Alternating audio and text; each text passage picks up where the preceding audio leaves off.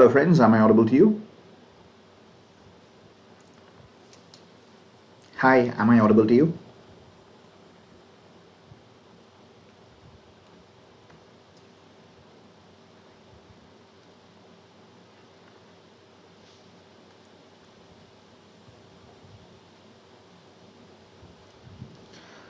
Good evening, Rupesh Singh, Salini, Seshagopalan. Thank you very much. Surya, thank you. So I hope I'm audible to you. Yes. So let's begin the last quiz contest for this particular month. And this is the 19 subject MCQs Target NEET PG High Intense Quiz. Yes, I'll try to cover as many subjects as possible. So before we enter into the quiz, let me tell you a few things as announcement. This is Dr Meenakshi Sundaram A S here, and I'm an MBBS MD, gold medalist in MD exams, and I'm an educator for biochemistry and microbiology for the past 11 years. And I have been successfully placing all my students in the top educational institutions every single year without a break. And it is in AIMS, PG, Chandigarh, JIPMA, and NIMANS, and all other major government and non-government institutions. And I'm a quiz master, and you can see the quiz contest happening right now, right here. And there is an announcement for an all India mock test, free for all. It is free for all. Please use code DRASM in case you'd like to enroll to it. When you enroll, you can have the pattern and questions right to the main exam. You can have analytics to show the valuable insights about your preparations, and you can have solutions and options for conceptual learning. And you'll also have video solutions by India's top educators. I'll offer you the video solutions for microbiology questions. This is the final chance before your final exam, Feb 26th, 9 a.m. Complete, compete and test your preparation. Enroll now. And there is also something like buying for 3 months and getting 1 month subscription free. If you would like to subscribe to Unacademy, please use code DRASM or DRASM Live. These two codes can fetch you a 10% discount, and if you do it tonight, you will be getting 20% discount and exclusive access to all my classes. And what is the beauty of all the classes? You have plus subscription with daily live classes, structured courses, live tests and quizzes, unlimited accesses, and there is iconic subscription. Let me tell you the details later. Sooner. Here there are interactive live sessions, there are polls for the learners. You can raise a hand and you can never miss a class because of recorded lectures. And you can also have recorded notes, and you can have access to them anytime, anywhere, in many multiple devices. There are 25,000 plus high yield clinical questions, and you have a raise a hand feature. This is very important. Take note of this. There is an unlock 20. Use code DRASM or DRASM Live to get 20% discount in this particular Unacademy subscriptions, and you'll have exclusive access to all my classes. And there is something like NEET PG Combat coming up Feb 19th, 6 p.m. and it will be subject of orthopedics, OBG, surgery and pediatrics, and top rankers can win exciting rewards. Please do not miss this opportunity. Enroll now. And there are multiple batches happening. These are the batches of FMGE December 22, Target Next 2023, Ultra Revision NEET PG course, NEET PG 2022 All Educator Revision batch, and NEET PG 2022 Previous Year Question Paper batch. And tomorrow at 17th, that is 17th, at 7 p.m. till 11 p.m. and on 18th again at 7 p.m. till 11 p.m. I'll be doing image-based questions and previous year questions for the NEET PG 2022. Do not miss this class. This is for the plus subscribers. Do not miss anything yet. So this is the announcement. This is for the plus subscribers who have come for the plus subscription platform. Tomorrow I'll be doing 7 p.m. to 11 p.m. and 18th 7 p.m. to 11 p.m. image-based questions and previous year questions as an ultimate preparation for your NEET PG exams. Okay, so these are the prices for the Unlock 2020. Unlock 20%. This is for the iconic subscription, also for the regular subscription. Have a look at it. Again, use code DRASM or DRASM Live. Okay, so I have enough amount of time. Shall we begin the quiz now? Good evening, all of you. So show me the thumbs up whether you all are ready for the quiz contest.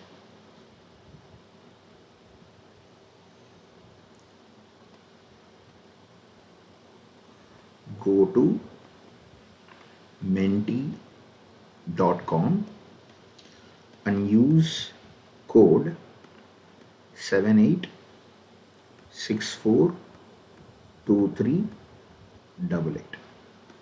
See, when you go to the website menti.com using another device or the same device, just use your browser and go to the website menti.com. You don't have to type much, just type menti.com in your browser. It will take you to a very simple empty page which contains only a small column where you can fill up this number 786423888. Then you click open. You will be able to have access to the quiz contest. You can start playing the quiz right away. Okay. Yes, very good. Thank you very much. Yes, Sairam, Surya, Dr. Yash, Shri, Vaishnavi, Zakira, Prabhakar, Abhijit Kumar. So let's all begin the quiz contest right away. Okay, so this is the quiz contest. Can you all... one moment, please.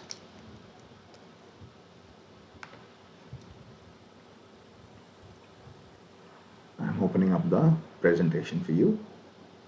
Straightforward presentation. So meanwhile, please go to menti.com and use this code 786423888. Okay. Yes. So let's play MCQ quiz. Okay.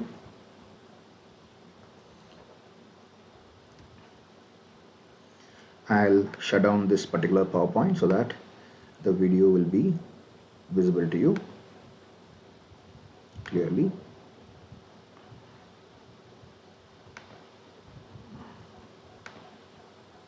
Okay, now can you see this?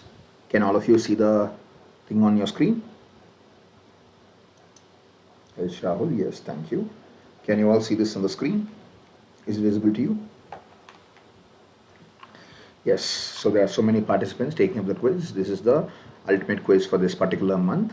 19 subject MCQs. We'll try as many MCQs as possible. We'll try as many subjects as possible. So let's go for the first question. Answer fast to get more points on your buzzer right now.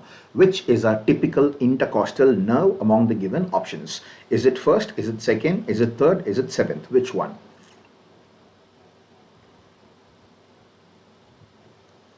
We have 35 more seconds. Come on, people.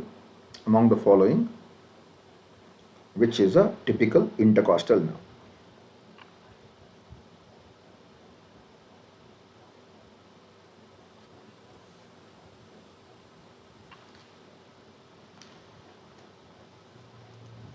So what do you mean by a typical intercostal nerve? If the particular intercostal nerve is coming out through that intercostal space. For example, if I say X is the intercostal space and X is the intercostal nerve coming out of it, then that is typical. But if at all that nerve is actually going out through the above kind of space or the below kind of space, it becomes atypical.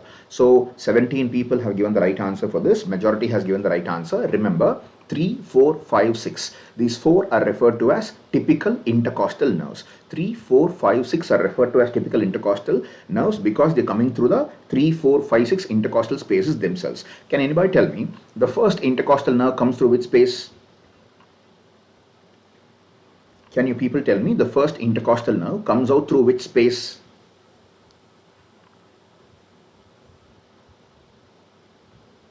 Anybody? The first intercostal nerve comes out through which space?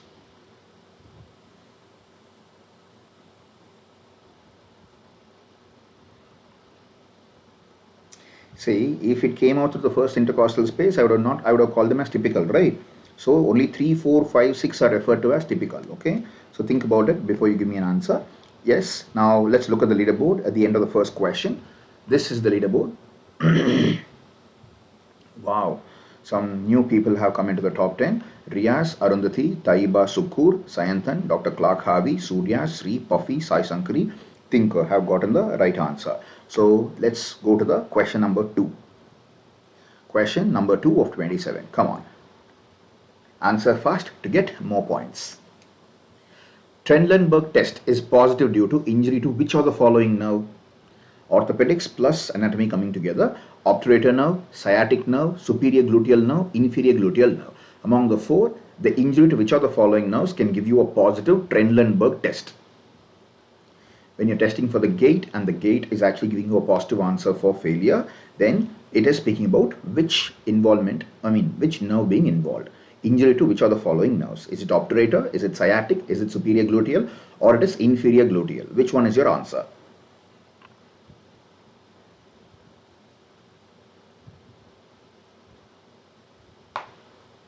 Okay, excellent. Majority has given the right answer.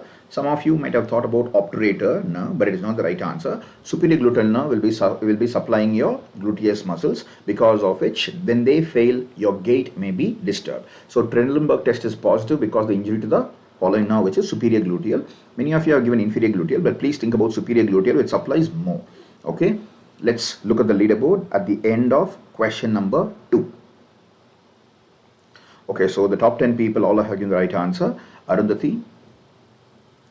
Okay, Sayanthan is on top, Clark Harvey second, Surya third, Taiba Sukur fourth, Arundhati fifth, Puffy sixth, Sri seventh, Tejasri eighth, Sana ninth, and Sai Shweta 10th. Excellent playing. Now let's look at the question number 3 of 27. Answer fast to get more points. Ligament extending from cervix and vagina to the lateral pelvic wall is, this is a gynecology question with obstetric tinge in it. Is it broad ligament? Is it pubocervical ligament? Is it round ligament? Is it transverse cervical ligament? The ligament extending from the cervix and vagina to the lateral pelvic wall. What is that? Is it broad ligament? Is it pubocervical ligament? Is it round ligament? It is transverse cervical ligament. Which one?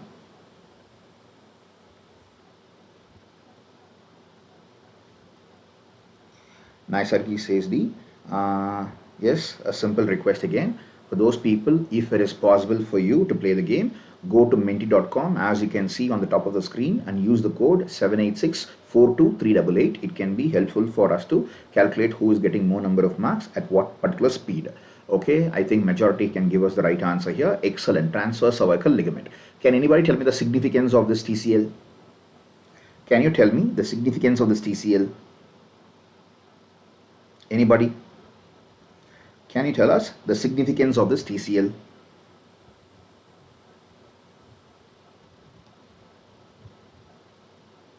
I'll wait for your answer. Can anybody give me one significance of the TCL, transverse cervical ligament?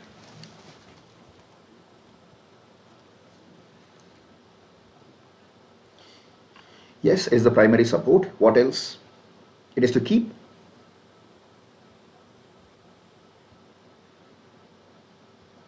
Yes, correct. Nairobi, did you not see? It is the third question out of 27 questions. Yes.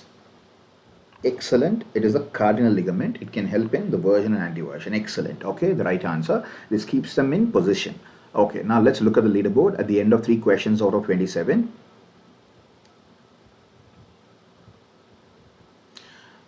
The quiz contest is not to make sure that you are answering all the toughest of questions. It's about making sure that you are able to answer as many questions accurately as possible. For example, if I'm going to conduct a tough quiz contest,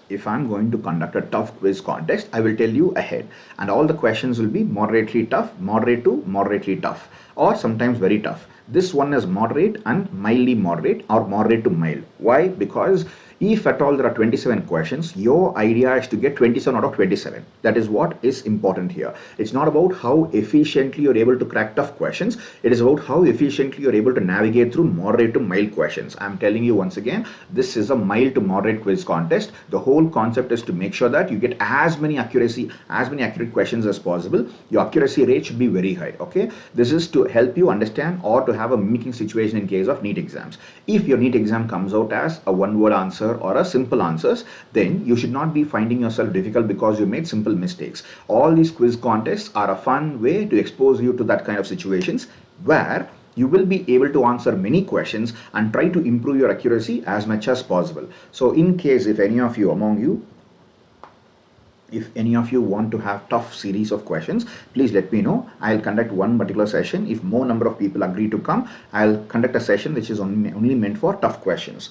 How to play the game? Dopamine. Can you read the top of the screen? See, if your screen is not very clearly visible, please click on the high resolution mode in your YouTube settings so that you'll be able to read it. On the top you have www.menti.com. Go to the website and then use the code 78642388 so that you will be able to enter it. You can see this website ID and the code on every single slide as it comes forward. So well played, all the top 10 people. Those who are outside the top 10, come track into the top 10. Now let's go for question number 4 of 27. Answer fast to get more points. Yes. Sympathetic stimulation increases blood flow to all the organs except where? Is it skin? Is it coronary circulation? Is it cerebral circulation? Is it renal circulation? Which one?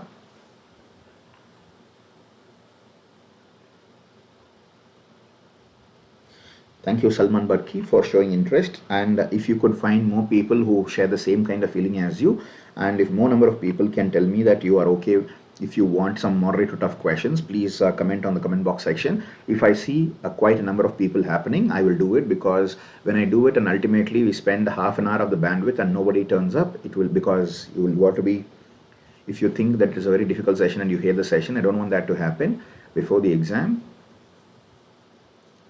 So please let us know. Okay. Yes, excellent. Synthetic stimulation increases blood flow to all the organs, and majority have given the right answer, skin. See, sympathetic stimulation can increase the blood flow to all the organs.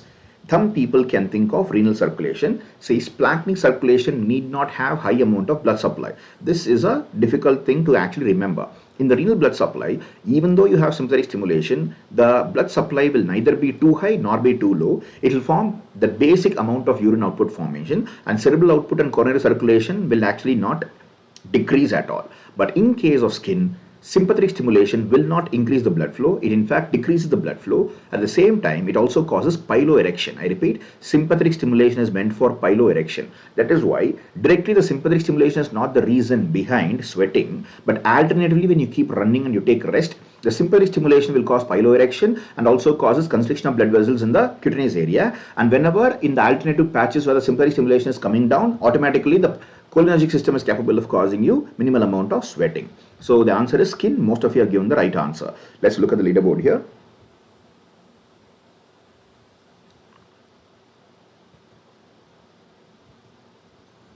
Okay, Surya, Puffy, Tejashri, Sana, Sai Shweta, Drosha Dicer, Sayanthan, Dr. Clark Harvey, Ted, Tamilanda. Wow, Tamilanda has come back into the top 10. Yes. Now let's look at the next question here. Now new people are coming to the top 10. Let's look at the next question. Question 5 of 27. Answer fast to get more points. All the following are true about Kluwer-Bucy syndrome except: is it visual agnosia? Is it hypermetamorphosis? Is it intractable seizures? Is it hypersexuality? Which one is not a part of Kluwer-Bucy syndrome? Which one is not a part of Kluwer-Bucy syndrome? As the others are trying to answer this question, can you tell me which part of your brain is involved in Kluwer-Bucy syndrome? It's applied physiology and neurology. Come on, people. Kluwer-Bucy syndrome involves which part of your brain?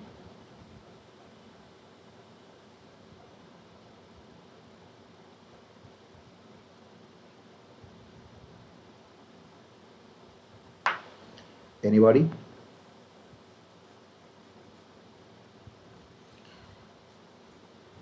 Excellent. It is bilateral temporal lobe. Sometimes it can be unilateral, but there is a bilateral temporal lobe involvement. Kluwer-Bucy syndrome is very characteristically known for hypersexuality. It is known for hypersexuality. And at the same time, you also have to understand it can easily cause visual agnosia. Sometimes it can cause hypermetamorphosis, but this is the place where there is a controversy whether there is hypermetamorphosis or intractable seizures. So I hope most of you would be getting the right answer. Yeah, not always amygdala. Kluwer-Bucy syndrome is concerned about temporal lobe. Can anybody tell me what is the meaning of hypermetamorphosis?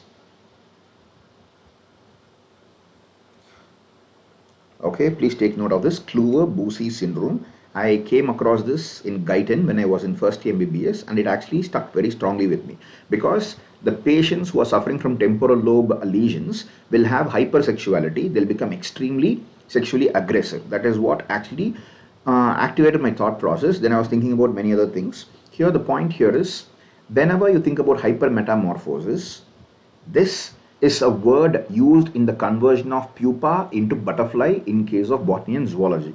But here the meaning of hypermetamorphosis is the thought process will be highly fleeting, and there will be a huge amount of changes between the maniac episode and depressive episodes in case of maniac depressive patients. So in case of people with the mania, they can have hypermetamorphosis. Now this is the leaderboard at the end of 10 questions. Now let's look at question number 6 of 27. Answer fast to get more points. Blood testis barrier is located between what and what? Blood testis barrier is located between Sertoli and Sertoli cells, Leydig and myoid cells, Sertoli and germ cells, Sertoli and spermatids. Which one?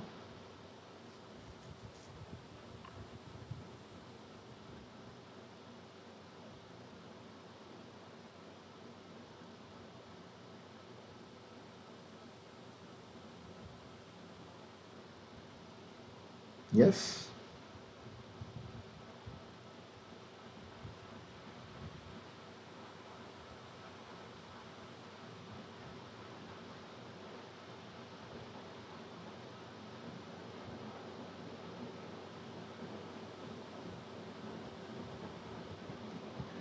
Okay, excellent. So most of you have given the right answer. Most of you have given the wrong answer. See, remember, blood testis barrier is actually a barrier between the blood and the testis part, but it is in between the Sertoli cells. Those people who chose the option A, I have actually thought even better. Remember, they are between the Sertoli cells. So the barrier is between one Sertoli cell to the other Sertoli cells. Remember this if you have not thought about it till now. Remember this for the rest of your lives. It is between one Sertoli cell and another Sertoli cell, blood testis barrier. Okay, let's look at the leaderboard at the end of this question. So only 6 out of the top 10 people have given the right answer. Tejas, okay, Surya has come up on top. Sana, Drosha, Vaishnavi, GK, Ted, Tejashri, Sai Shweta, Dr. Clark Harvey, Sayantan are in the top 10 areas. Some people have displaced the top 10 people. Some people have retained the top 10 position. Very well. Now let's go for question number 7 of 27. Answer fast to get more points. All the following are the reasons responsible for the ketosis in a patient of von Gierke's disease, except they have hypoglycemia, oxalostate is required for gluconeogenesis, low fat mobilization. Which one? Which one is an exception? It's a biochemistry plus medicine question. Come on, people. All the following are the reasons responsible for the ketosis in a patient of von Gierke's disease, except.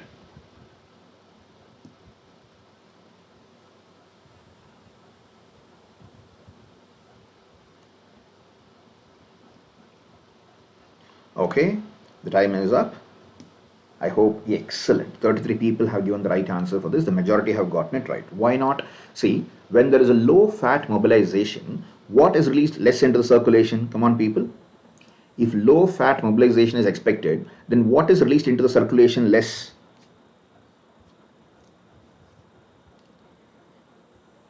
If there is low fat mobilization metabolically, what is released less into the circulation? What is released less into the circulation?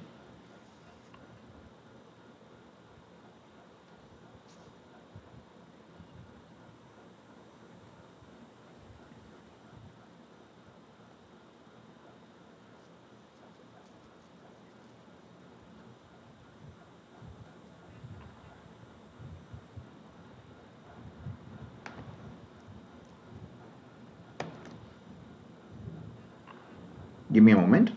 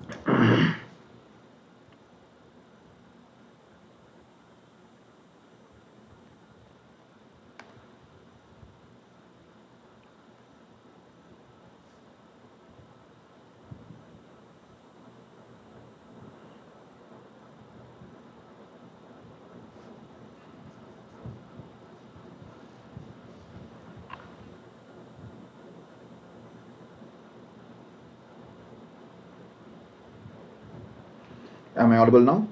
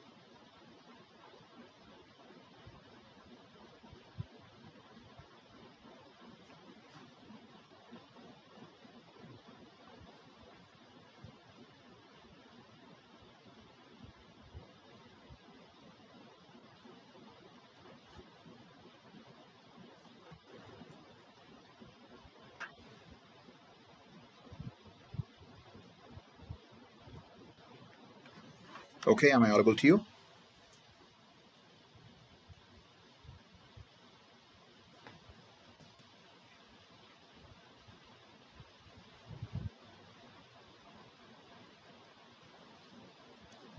Can you please tell me if I'm audible to you?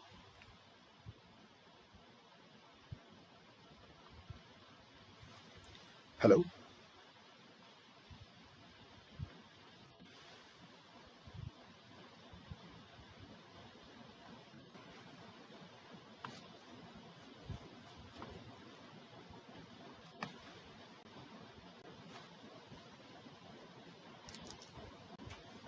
Okay.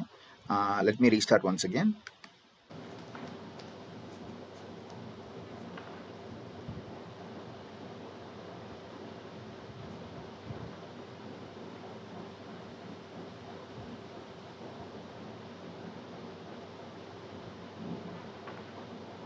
Is it visible now?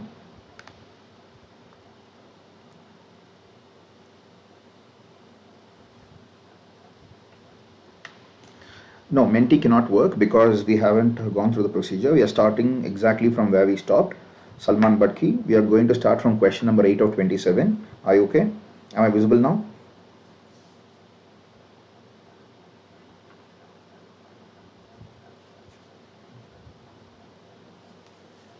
Yes?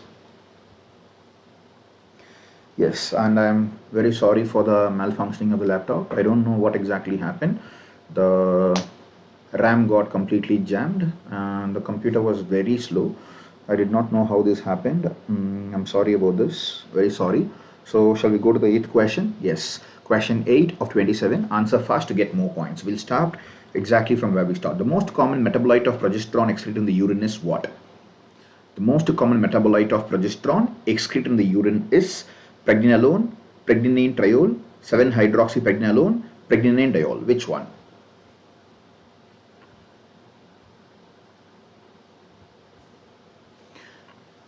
Pregnenolone, pregnane triol, 17-hydroxypregnenolone, pregnane diol. Which one? Which one is the most common metabolite of progesterone excreted in the urine?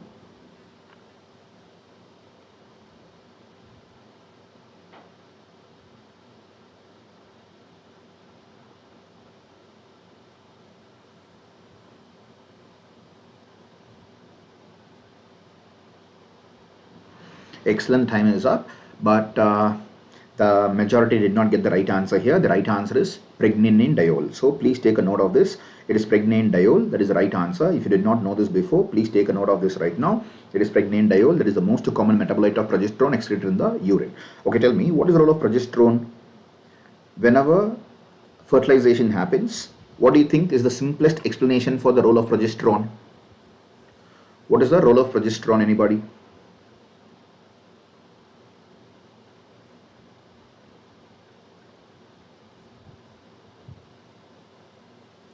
Come on, what is the role of progesterone?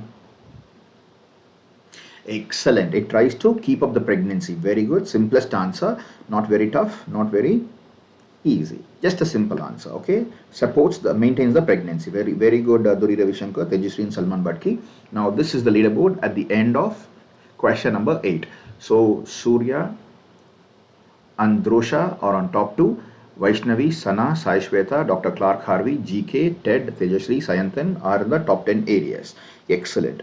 And may I know who is GK and who is Ted and who is Drosha Dicer? If you'd like to let us know, please tell us who is Drosha Dicer, who is GK and Ted. Others, I think we have seen there. And Sai Shweta, Dr. Clark Harvey, please let us know your name. We'll be happy to know you. Okay, now let's go for question number 9 of 27. Answer fast to get more points. 45-year-old female, painless supraclavicular lymphadenopathy, binucleated acidophilic owl eye inclusion plus CD15, CD30 positive floating lymphocytes. What is your diagnosis? Oh, Amrit Varshan is Drosha. Okay, thank you very much, Amrit Varshan. Drosha Dicer. So the age is 45. She is a female, painless supraclavicular lymphadenopathy. Binucleated acidophilic owl eye inclusion bodies are noticed, and CD15 and CD30 are positive floating lymphocytes. What is your diagnosis? More Chitralekha, that is understandable. Almost all of them are Hodgkin's lymphoma in the given question. Even lymphocyte depleted lymphoma, some of them can actually think of that. So, out of the possible Hodgkin's lymphoma, which one is the best answer? The answer would be nodular sclerosis. Can anybody tell me which of the given points point towards nodular sclerosis? Which of the following will point towards nodular sclerosis?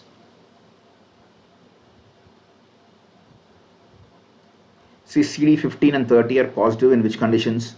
It can be positive in mixed cellularity and also nodular sclerosis. Now, my concern is among them, which one is the best word to fit towards nodular sclerosis?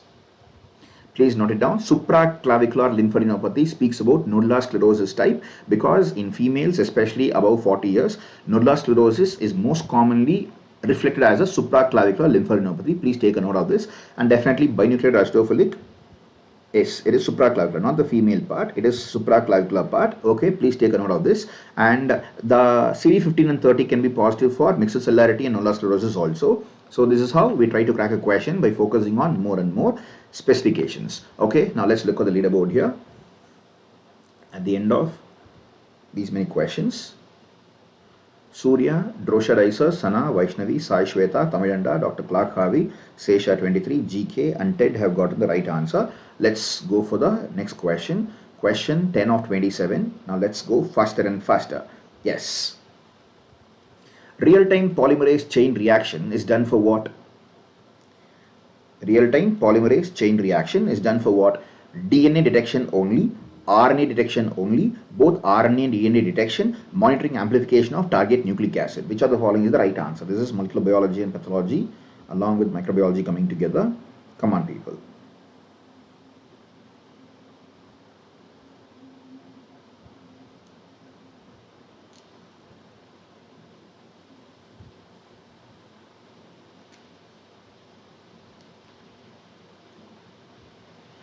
Excellent. So dopamine, Dvivedi Atmesh, Srinija Mareddy. You all have given an answer as D. Anybody else? Any other answer? Okay. So the right answer is monitoring amplification of target nucleic acid. See, this question is also an RT-PCR question, but it is not the RT-PCR that we think of. What is the normal RT-PCR which we do in case of SARS-CoV-2 or any other kind of viral diagnostics? It is reverse transcriptase polymerase chain reaction, and it is generally done in case of RNA viruses. Here, we are focusing on real-time polymerase chain reaction. We are not concerned about whether it's DNA or RNA. It is a polymerase chain reaction. So, it can be not about the detection. It's about the monitoring of the, amplification. So we are taking it as a quantitative test rather than that of a qualitative test. Excellent. So now let's see who is on the top 10 area. Sai Shweta, Vaishnavi, Tamilanda, Dr. Clark Harvey and Sayantan have gotten it right. Okay, they're displacing the positions now. Okay, Surya, Drosharaisa, Sai Shweta, Vaishnavi, Dr. Clark Harvey, Tamilanda, Sana, Sayantan, Sesha and GK are in the top 10. Okay, some of you have actually fallen out of this topic. Out of the quiz contest. So to remind you, for those people who have joined just now, please go to menti.com and use the code 78642388 to be a part of this quiz contest.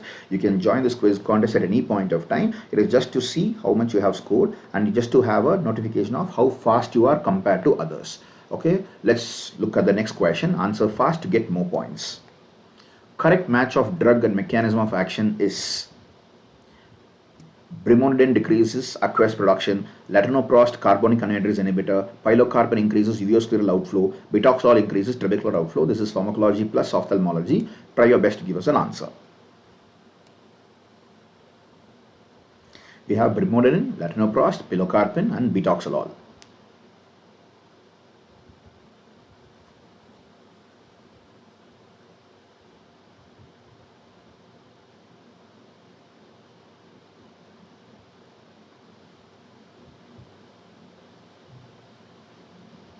Okay, 9 more seconds.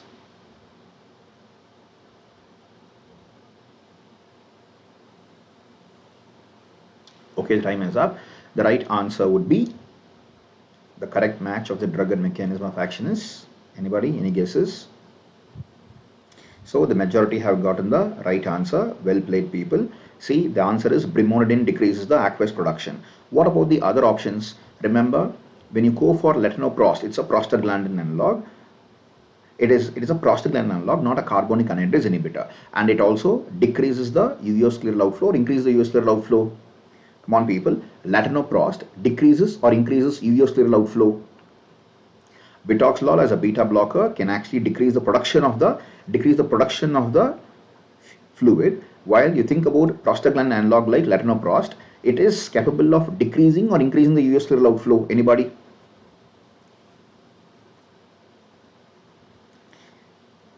Think twice before you answer. If at all you're going to give these drugs, you'll be giving them in glaucoma. So at that point of time, they have to make sure the pressure comes down. They have to bring down the pressure. Will they decrease the flow or increase the flow? Okay, this is just food for thought for those people who are altering between increase and decrease. Think about the logic. Whenever there is a glaucoma, you can have two types of glaucoma. Acute angle glaucoma, where you can have closed angle glaucoma or open angle glaucoma. If it is a closed angle glaucoma, because the angle is extremely close, there is no outflow. But if it is an open angle glaucoma, the meshwork has been sclerosed in such a way the fluid is not able to go outside. So now we are concerned about using a drug. The drug is trying to actually push the fluid outside or not. That is what is our concern. When it comes to beta blockers, they try to decrease the production of the fluid, while latanoprost and pilocarpine can increase the uveoscleral outflow by helping in case of glaucoma or glaucomatous patients. Okay, now let's look at the people. Surya, Clark, Kaminanda, Sana, Sayanthan, Shesha and Ted have gotten the right answer. So this is the leaderboard at the end of 11 questions. So let's go for the next question right away. Okay. Question number 12 of 27. Answer fast to get more points. Answer fast to get more points. Which of the following is a Rho kinase inhibitor? It's a simple question. It's a pharmacology question. Come on, people. Fasudil, ranulozine, amyloride, nicorandil. Fasudil, ranulozine, amyloride, nicorandil. Among the following, which one is a Rho kinase inhibitor?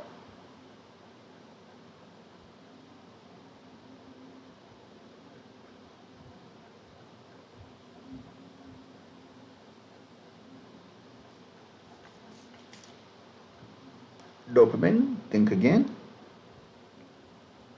Srinja Maharedi says A, dopamine says D. Any other answer? Murray Chitralekha says D. Zakira says Fasudil. Okay, excellent. So the answer is Fasudil. The majority have given the right answer. Remember, Fasudil is very helpful in case of vasospasm, especially in the brain. And this Fasudil has been useful for treating patients who are suffering from stroke. Because of the stroke, you will be having people having memory loss. So Fasudil has been helpful for bringing back the memory or trying to prevent any further loss of memory. Fasudil, Rho kinase inhibitor, helpful for vasospasm, especially in the brain in case of stroke patients. This is the ultimate borderline topic. Okay, let's look. Okay, nicorandil is capable of causing vasodilatation. Can anybody tell me how? Nicorandil can cause vasodilatation. Can you tell me how? What is the mechanism? Ranulazine can have antihypertensive effect. Nicorandil, what is the mechanism?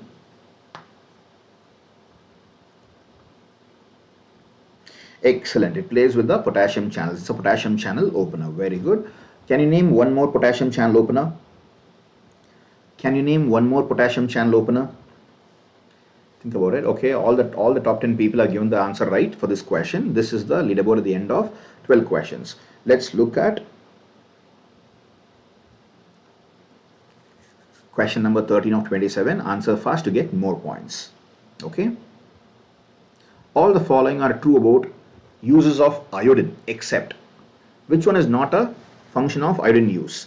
It inhibits release of thyroid hormones. It causes acute inhibition of iodotyrosine and iodothyronine, and it decreases synthesis. It can option C is a part of option B. So inhibition of iodothyronine and iodothyronine synthesis. Option D is it can cause iodism. Option E, it causes its use is contraindicated in hyperthyroidism. Try your best.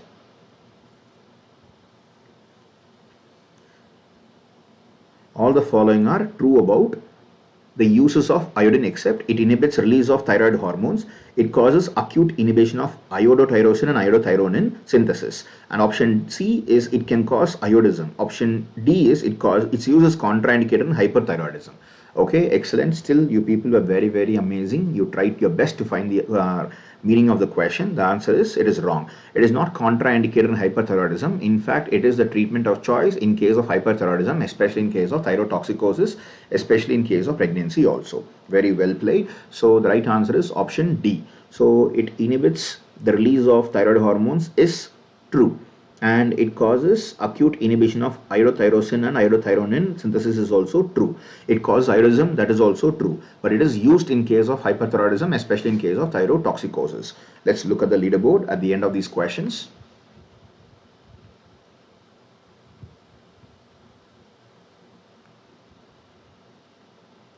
Okay, almost the same, top 10. We're going for question 14 of 27. Answer fast to get more points. According to Delhi Anatomy Act 1957, a person who died in a road traffic accident, the dead body is said to be unclaimed after how many hours? 24 hours, 48 hours, 72 hours and 96 hours. Which one is the right answer?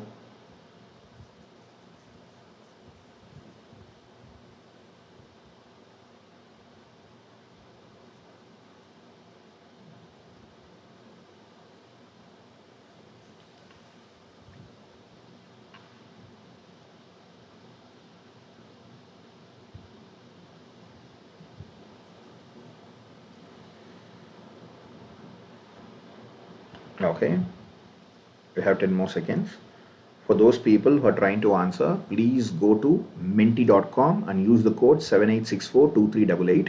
Okay, let's look at the right answer. The right answer is given by the majority, which is 72 hours. See, there was one more Delhi Anatomy Act which was in 1953. At that point of time it was 40 hours. Now there was a modification in 1957. It has become 72 hours. And why is it called as Anatomy Act? Anybody?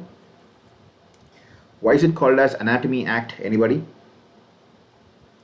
From 1957, you consider the body to be unclaimed if nobody has come to talk to you after a road traffic accident about the dead body within 72 hours, after 10 hours, 72 hours. Can anybody tell me why it is called as Anatomy Act? Because that dead body can be dissected, the anatomy of the every single organ can be understood once it has been understood, or once it has been considered as a unclaimed dead body. Okay, yes, it can be taken as a cadaver. Very well played, Nairobi. Okay, now this is the leaderboard. Surya is still on top. So Surya, Dr. Clark Harvey, Tamilanda, Drosha, Sai Shweta, Sayantan, Sesha, Ted, Sana and Vaishnavi. Now let's look at question number 14. Yes, question number 15 of 27. Answer fast to get more points. Embalming without issuing death certificate is punishable under which section? Is it IPC 201? Is it IPC 297? Is it IPC 299? Is it IPC 498? Which one? Embalming without issuing a death certificate is punishable under which section?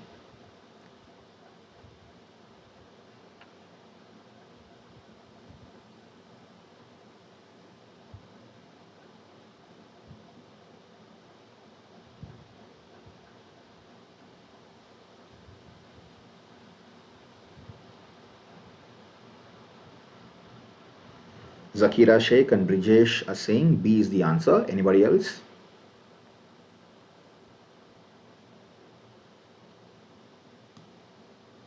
Okay, so there are three reasons why it is punishable. There are three reasons. One is a moral ethical obligation. Remember, the answer is 201. One is there is a moral ethical obligation. You have to first issue a death certificate, understanding that this is the reason for the death of a patient. After confirming it, you can start embalming the particular body for any other future purposes. Point number two, if a death certificate is not issued after proper analysis of the dead body, then there is a very good chance every single shred of evidence can be lost or it can be hidden if you perform embalming. So remember, you're not supposed to perform embalming after it has been properly proven that the death certificate has given you the reason for death. So if you perform embalming before doing that, there is a very good chance you can block the chances of anybody finding any evidence for the future. Okay, now let's look at the leaderboard at the end of the session. Yes, very good, Dr. Yash. Surya, Dr. Clark Harvey and Tamilanda have gotten it right. And they are in the top 10. Drosha Daisa, Sayantan, Sai Shweta, Sana, Vaishnavi, Sesha and Ted have gotten the top 10 positions. Excellent. Now let's look at question number 16 of 27. Answer fast to get more points. The role played by major histocompatibility complex MHC1 and 2 is to transduce the signal to T cell following antigen recognition, mediate immunogenic class switching, present the antigens for recognition by T cell antigen receptors, enhance the secretion of cytokine. This is immunology / his microbiology question. Try your best. Come on, people.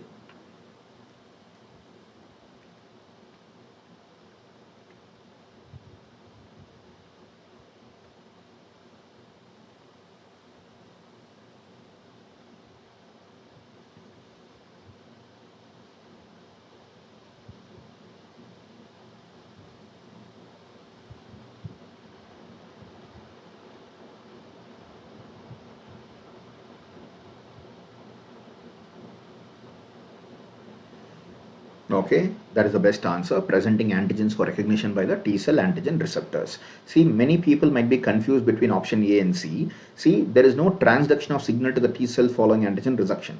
The role of MHC is not for transduction of signals. It is not going to transduce signals. It is just going to present the processed antigen to the T cell receptors. If you have a macrophage here, the macrophage exhibits the MHC class receptors. If it is class 1, it presents the processed antigen to the T8 lymphocytes. If it is class 2, it presents the receptor, if it is presenting the processed antigen to the class 4 or type 4 receptor or type 4 lymphocytes of T type. So make sure you use the simplest of words to give the right answer. The answer is option C.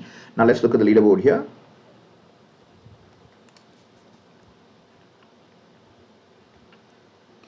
Okay. So this is the leaderboard. Surya, Clark Harvey, Tamilanda, Sayantan, Sai Shweta, Sana, Vaishnavi, Drosha, Sesha and Ted. Let's go for the next question. 17 of 27. Come on. Answer fast to get more points. Which of the following is not a common case of neonatal sepsis in India? Microbiology plus pediatrics. Staphylococcus, Klebsiella, E. coli, Group B Streptococcus. Which one?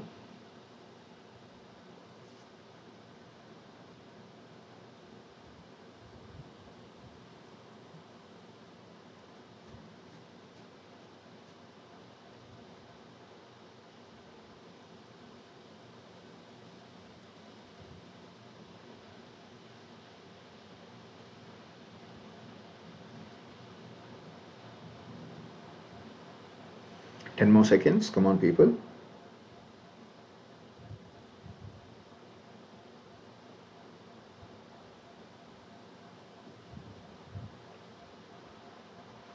Okay, so the time is up. The right answer, okay. Many people have chosen Klebsiella, E. coli and Group B Streptococcus is the answer. The answer is Staphylococci. See, what is a neonatal sepsis? When you think about neonatal sepsis, you can always consider E. coli, Listeria, Acinetobacter, Group B Streptococci. At some point of time, remember, Klebsiella also can play a role just like E. coli. Who is E. coli? Who is Klebsiella? Both of them are like cousin sisters or just like sisters. The only difference is E. coli is motile, while Klebsiella is non-motile. If Klebsiella was given a chance to be motile, then E. coli would be on par with that of Klebsiella. Both of them would have ruled the world equally similarly. E. coli is the most common cause of diarrhea. E. coli is the most common cause of traveler's diarrhea in terms of bacteria. E. coli is the most common cause of UTI. E. coli is the most common cause of sepsis and is also capable of causing neonatal meningitis and sepsis. Group B Streptococcus is also a good cause of neonatal meningitis. Listeria is a good cause of neonatal meningitis. And Acinetobacter is an emerging and a very important cause of neonatal meningitis and sepsis. While Staphylococci are not known for neonatal meningitis or sepsis. This is what I would want you to take home. So a simple question, but many people fell flat on this. So make sure you remember this. Klebsiella is just like E. coli in most of the situations, but E. coli is known more than that of Klebsiella. Okay, so let's look at the leaderboard here. Most of you got it wrong. Okay, all the top 10 people have gotten it wrong. Excellent. So no problem. Now let's go to question number 18 of 27. Before we go for that, are you all enjoying the quiz? Are you happy? See, it's not about whether you're learning. Is it about whether you're having fun answering the questions? That is what I want. And as I'm telling you, before you go for your NEET exam, Thank you very much, Salman Badki. See, before you go for your NEET exams, I would like to conduct a marathon revision session for you using MCQs or no MCQs. So you all think of a better time to tell me. When is your NEET exam right now? I'm confused. Previously it was NEET March 12th. Now they have postponed it. Approximately what is the date? Does anybody know?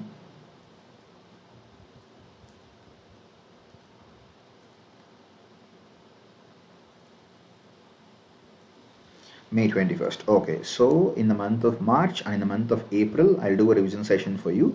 We'll do microbiology and biochemistry revisions on different days as a marathon. And if you like, please let me know good day and good time to come. Thank you, Salman, Nairobi, Dr. Yash, Shalini, Ashwini, Salman, Surya. Yes, thank you very much. So yes, if you like this session, please put a thumbs up when we finish it so that it can be shown to other people also. Other people will benefit from it. As I always say, good karma is actually capable of acting as a boomerang. If you do good things to others, for example, as a teacher, if I teach you something and do something good to you, then you will be able to use the information to save a patient, and that patient can do something to the community. That is how it is a feed forward mechanism of good karma. So if you click on a like, and if the more people can see this, it actually can help more people to serve more people. That's all. Okay, question 18 of 27. Answer fast to get more points. Yes, thank you, Samriddhi and Shreyas. Yes, Salman, we'll do a marathon session. Which of the following is true about Rashtriya Swasthya Bima Yojana? Applies to BPL families only. Rupees 30,000 per family member. Both inpatient and outpatient charges included. Patient pays first, then it is reimbursed by the government. Which one is the right answer among the following?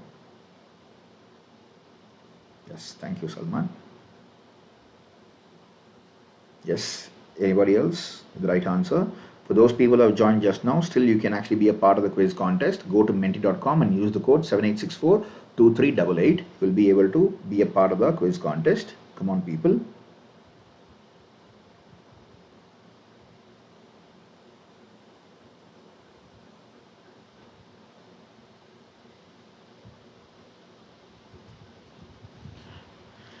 Okay, so this is the place where some confusions can happen. See, rupees 30,000, you have read about this in PSM as RSBY properties. In case of RSBY Act, you will be having 30,000 as a word seen, but that is 30,000 per family, not per family member, and it is for inpatient charges. Please remember, it is inpatient charges. The patient does not have to pay first. It is reimbursed. It does not be reimbursed directly. That much amount of worth of medical services can be taken by the patient, and it applies only to the below poverty line patients. I hope you will be able to use this in your exams. Do not fall for the trick here. It is 30,000 per family, not family member, and it is for inpatient, and the patient does not have to pay first.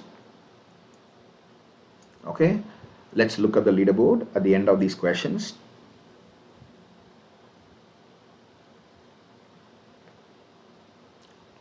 So Sayantan and Sai Shweta alone have gotten the right answer for this question. They are making immediate progress, but still the top 10 is in the same area. Now let's go for question number 19 of 27. Answer fast to get more points. All the following are true about rollback malaria except in terms of programs: insecticide treated bed nets, strengthening health system, development of larvivorous fishes for the eradication of larvae, training of health workers. Among the following, which one is not a part of rollback malaria? In terms of PSM and in terms of epidemiology, which one is not a part of rollback malaria?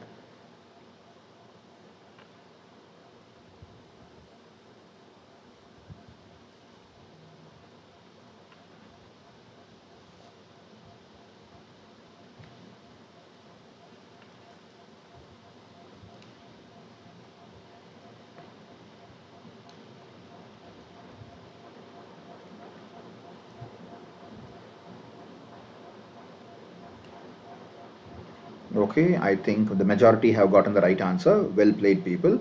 The right answer is the development of larvivorous fishes for the eradication of larvae. Very good. See, that is not a part of rollback malaria. Rollback malaria is a scheme by which you are capable of making the whole property of fighting the infection better, and that can be done by dealing with the patients directly by telling them how to use the bed nets for preventing mosquito intake, and also you can strengthen the healthcare system by using systematic analysis of your whole hierarchy. Next is you are training the health workers how to explain it to the patients. But development of larvivorous fish is not a property of your rollback malaria concepts. Okay, now let's see the leaderboard here. So Allu Arjun, Pushpa and Sayanthan have gotten it right. Sayanthan has jump-started and kick-started to a higher level. Amazing. So now Surya, Dr. Clark, Sayanthan, Tamilanda, Sai Sweta, Sana, Vaishnavi, Drosha Dicer, Allu Arjun, Pushpa and Sesha are in the top 10. Excellent. Now again, as I told you, you can always make it to the top 10. So please go to the website menti.com and use the code 78642388. If you have not played till now, you can make a difference. Let's go for question number 20 of 27. Answer fast to get more points. All the following are true regarding tonsillectomy in children except ENT question. Which one is not true? Extracapsular approach is best for cold approach. Sleep apnea is an indication. Adenoid should also be removed if significantly involved. Cricothyroid region is high and anterior in children than adults. Which one is not true?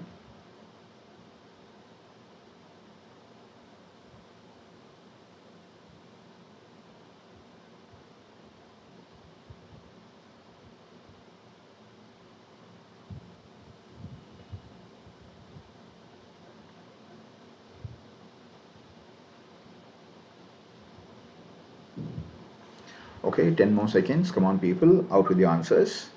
Please turn in your answers. Okay, so the majority have not gotten it right. The right answer is extracapsular approach being the best for cold approach. What is cold? When there is no trauma, you're trying to go at a particular calculated pathway. Please always go for intracapsular approach than that of extracapsular approach. Why? When you allow the capsule to be intact, it can make a difference. If you're removing along with the capsule, that is different. If you're going for extracapsular approach, it will be extremely painful when the capsule is involved. So do not go for that particular approach because the pain can be dramatically reduced and the healing period is actually lesser in case of intracapsular approach. So make sure you remember this for your exams. So ENT questions done. Let's go for the leaderboard now.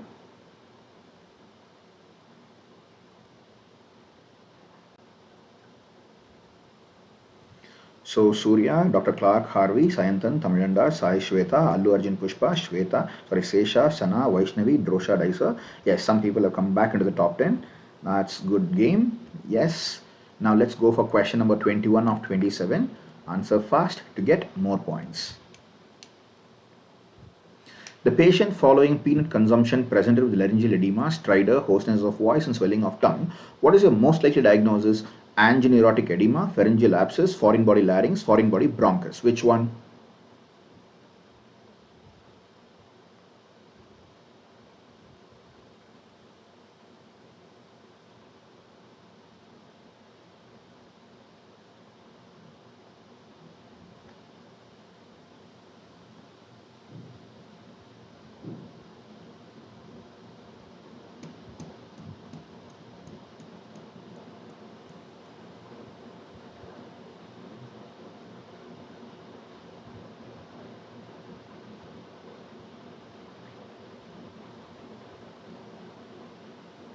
Okay, the time is up.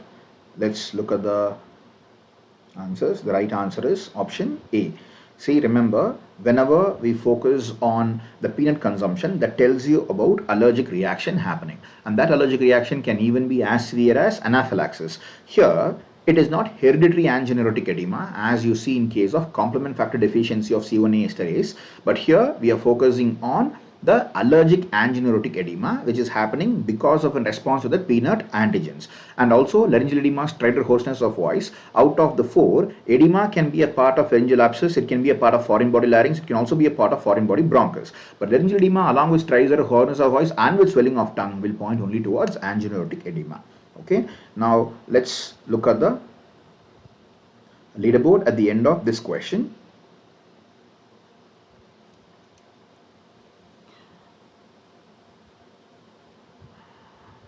Surya, Dr. Clark, Sayanthan, Tamilanda, Sai Shweta, Allu Arjun Pushpa, Sana, Vaishnavi, Sesha and Ted have gotten the right answers and they're on the top 10. Okay, let's go for question 22 of 27. So we have come to the fag end of the quiz. Make sure it's okay. Now let's keep it as a fact. Which of the following is true about degenerative myopia? Ophthalmology question. More common in males as compared to females. Myopic degeneration can lead to retinal detachment. It is seen in less than 6 diopters of myopia. Retinal tear is less common and is a late complication.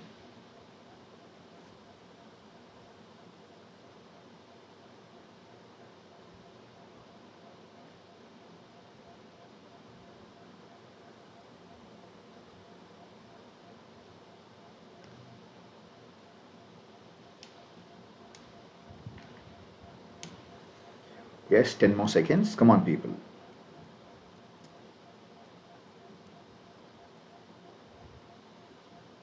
This, if you get it wrong, do not feel bad about it. It is not about the skill set here. Okay, nobody has gotten, yes, nobody has gotten A as an option to choose. So definitely it is more common in females than that of males, and it is seen in more than 6 diopters of myopia. So whenever that is extending, what do you call it as it goes backwards to the eyeball? What do you call it as, people? Come on, what is the word you use when the extension happens? What is the word you use?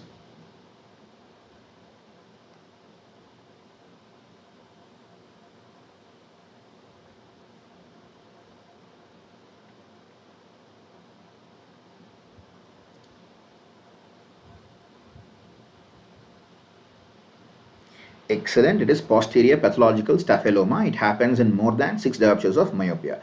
Retinal tear is common and is a late complication, is not actually a true statement. It can be an early complication also. It is more common. And myopic degeneration can lead to retinal detachment is a true statement. Please be focused on that part. Okay. Now let's go for question 23 of 27. Before that, let's look at the leaderboard here. Surya, Dr. Clark, Sayantan, Tamilanda, Sai Shweta, Allu Arjun, Sana, Vaishnavi, Sesha and Ted have gotten the top 10 positions here. Okay, let's go for question 23 of 27. Answer fast to get more points.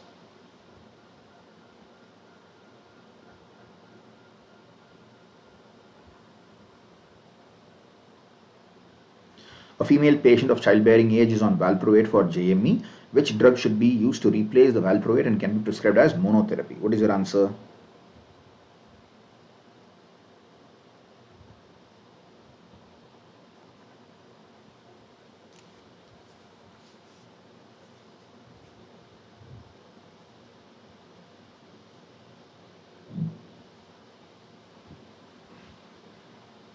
Okay, 10 more seconds. Anybody else? Come on, people, out with your answers. Okay, excellent. So I believe most of you have gotten the right answer. Yes, majority have gotten the right answer. It is levetiracetam. See, valproate can be very effective, and valproate is definitely good for juvenile myoclonic epilepsy. But if it is a female patient of childbearing age group, it can be destructive. Valproate may not be useful, valproate may be dangerous or deleterious. At that point of time, when you want to go for a single drug which can be acting as a monotherapeutic agent, then you can go for levetiracetam. Can anybody tell me any other drug which can be effective in JME other than valproate and levetiracetam? Yes, very good, Nairobi, teratogenic. Can anybody tell me what other drug apart from levetiracetam and valproate can be used for JME for monotherapy? Okay, lamotrigine, acceptable. Any other answer? So we are done with neurology question also. Let's look at the leaderboard here. Very good, Srinija and Dr. Yash. This is the leaderboard. Surya, Clark, Sayantan, Tamilanda, Sai Shweta, Allu Arjun, Vaishnavi, Sesha, Sana and Ted. Okay, now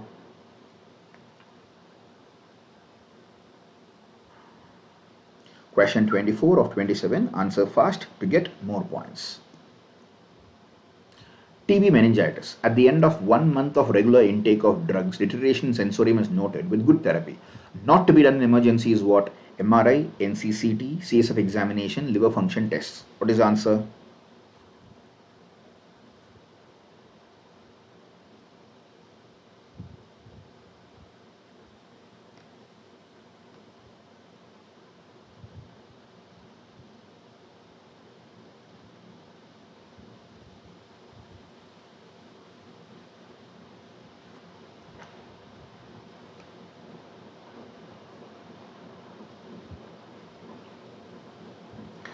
Okay, 7 more seconds. Anybody else? Say, what is of concern here? The patient is having TB meningitis. Now he has been taking the drugs for 1 month. At the end of 1 month, still the patient is showing deterioration. What can be the reason? It need not be a failure of the drugs. I repeat, whenever you're giving the drugs, at the end of 1 month of still proper intake, there is a proper compliance with the drug therapy. If the patient is still showing you symptoms, it does not necessarily mean the disease is getting worse. It can also be a response to the anti-tuberculous therapy regimen that you have put forward. ATT also can cause this kind of deterioration in sensorium. At that point of time, you don't have to rush into performing CSF examination. In case of emergency, yes, MRI is understandable. NCCT is non-contrast CT scan is acceptable. But the most important test you will be doing in an emergency scale is liver function test. So the least commonly chosen answer should have been D. D should not actually be the answer to this question at all, because the first test you should be doing would be liver function test. You want to know whether the liver has failed based on the drugs you have given. But what you're not supposed to do is CSF examination. Why? Because if that meningitis is actually not because of the situation and the patient is having any kind of difficulty, when you perform CSF examination, you pull out area, then the coning, medullary coning can also happen. Also, CSF examination will not be showing you any major deficiency also. So CSF examination can be less useful and more dangerous. Lamotrigine, Salman Bhatki. Okay, so this is the leaderboard here. Surya, Clark, Sayantan, Tamilinda, Sai Shweta, Vaishnavi, Sana, Allu Arjun, Sesha and Ted. Question 25 or 27, the last 3 questions for the day. Please be with me till the end. Let me tell you some other announcement also. Answer fast to get more points. Coarse tremors of tongue is seen in all the conditions except Parkinsonism, alcohol, thyrotoxicosis, general paresis. This is a surgery based question for bedside examination. Come on people. Coarse tremors of tongue is seen in all the conditions except Parkinsonism, alcoholism, thyrotoxicosis, general paresis.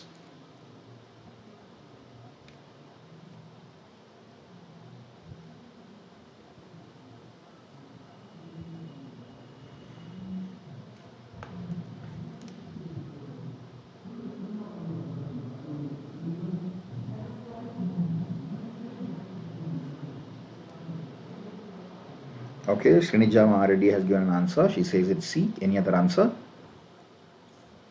Okay, I hope the majority has given the right answer for this question. Oh no, the majority has given the wrong answer. The minority has given the right answer. It is thyrotoxicosis. Remember, in thyrotoxicosis of your tongue, when you put your tongue out, you will be listening only to fine tremors. Please make a note of this. You will be seeing only fine tremors, not coarse tremors. In Parkinsonism, the tremors are very coarse and rough. And the same in case of alcoholism. Sometimes you will be not knowing the difference in between that of alcoholic withdrawal and that of Parkinsonism, because both of them are equally coarse or at least similar. And general paresis will also be showing coarse tremors, but in thyrotoxicosis, it is always fine tremors, fine tremors. Very good, Mother Gopal. So none of them have gotten the right answer in the top 10. Let's look at question 26 of 27, the last 2 questions for the day. Answer fast to get more points. 35-year-old lactating mother presents with a painful breast lump. Most appropriate initial investigation should be, is it mammography, is it USG, is it MRI, is it X-ray? Which one? Painful breast lump, lactating mother. Most appropriate initial investigation. Most appropriate initial investigation.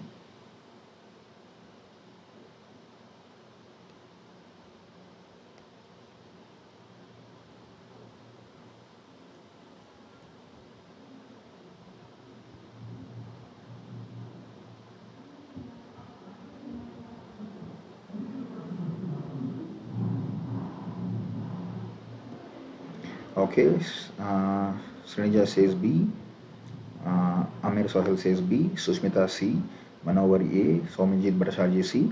Okay, the majority have got the right answer. See, sometimes people will be fighting for mammography. After USG, you can go for MRI also, but mammography is not done, especially when you say the lady is lactating and there is a painful breast lump. That is the point where the mammography will be less sensitive than expected. So that is the reason where USG will be always more successful than that of mammography. MRI may help, but USG is the most appropriate initial investigation at this point of time. Okay, I repeat, mammography is less sensitive when there is lactating female with painful breast lump. This is the leaderboard. Surya, Dr. Clark, Sayantan, Tamilanda, Sai Shweta, Vaishnavi, Sana, Allu Arjun Pushpa, Sesha and Ted. Okay, let's see whether the last question can make a difference in the top 10 areas. Question 27 of 27. Answer fast to get more points. What is the full form of FAST in terms of emergency? Is it focused abdominal sonography for trauma? Is it focused assessment by sonography for trauma? Is it focused assessment by sonography and tomography? Is it fast assessment by sonography and trauma? What is your answer? You all would have thought fast is very easy, but just be even more specific and sensitive for this question. Yes. Srinija, Saumyajit, Senorita, Ame Sohail, Meda Gopal. You all are giving one common answer. Anybody else? So we will not be choosing option A for one reason why. It is not concerned about abdominal per se. It is actually an assessment. The A stands for assessment, and yes, definitely stands for sonography in all the four options, and T is trauma. So when you try to compare B versus D, it is not a fast assessment, it is a focused assessment. That is what should make the difference, and it can tell you the accumulation of fluid in the intraperitoneal area, below the liver, below the spleen, etc., and also in the pelvic region. It will be very useful in case of trauma. Okay, so before I tell you the leaderboard and the winner of this session, let me tell you, before the end of this month, I am planning to conduct a 30 MCQ session on the Unacademy app. This is for the free students. You can join me by using code Dr ASM to unlock my classes. And for those people who have come for this class for the first time, yes, for the first time, please make sure you come to the class by using and opening the code using Dr. ASM. It is for free. I'll do one session for 30 MCQs as a stimulant. And in the month of March or by the end of Feb on YouTube itself, we'll do one more session for rapid revision or marathon revision. The marathon revision should also be able to answer your Q&As, that is question answer session. I hope I'll be able to help you push you towards your exams. That is how we move forward in life. The more we push people forward to help them, the more we actually get pushed forward to be better. So let's see who is on the leaderboard here. So Surya is on top, Dr. Clark Harvey, Sayantan, Tamilanda, Sai Shweta, Vaishnavi, Sang, Sesha, Allu Arjun Pushpa, and Kalai. Kalai has come into the top 10. Excellent people. And thank you so much, each one of you, to have patience to have been saying that. And I'm sorry for the mid part where the laptop actually busted down. Thank you for staying back even after 5 minutes. Thank you so much for that, and I wish the best for you. Congratulations, Suya, and all the people who are coming to the top 10. And for those people who are not able to come to the top 10, let's make sure we'll do one more quiz contest where you can come back to the top 10. And if you need any other sessions like that, please comment in the comment box section. I'll try my best to help you. Theory or MCQ? No, I'll try to give a combination of both theory and MCQ. For example, if I'm doing 1 hour of revision, we can have some 10 MCQs which can help you. So I'll tell you the dates on the Telegram channel on Instagram. So I wish the best for you. All the very best. Good night, students. Bye-bye. I'll meet you soon. And I'll put it on the Telegram group of Unacademy also when I'm doing the free session on Unacademy app for 30 MCQs with explanations. Okay? Good night. And please put a thumbs up when you leave the session, because it can help other people also watch the quiz. Thank you. Good night.